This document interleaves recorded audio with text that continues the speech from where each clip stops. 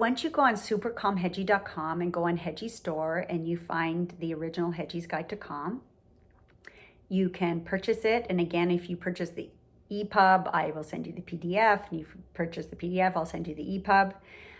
Again, I like the EPUB because on the iPad, I put it on the Books app, and then I can see 2 pages at a time, which again, if it was a printed book, it would look that way. But if it's a PDF, it'll be 1 page at a time.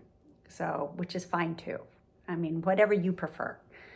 So I like it this way. And if I was reading it to my child, I would read it this way. Yeah. I would purchase the book, the original book, and I would love you to become familiar with it.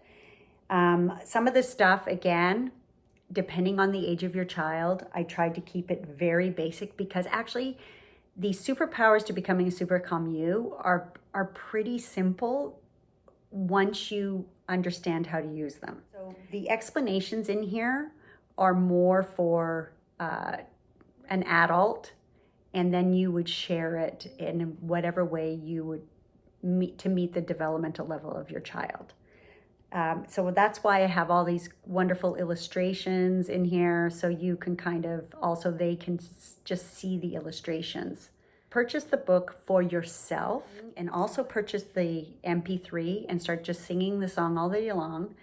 Once you start to use Hedgy's Guide to Calm and the superpowers for yourself, what I would do is then introduce the book to your child.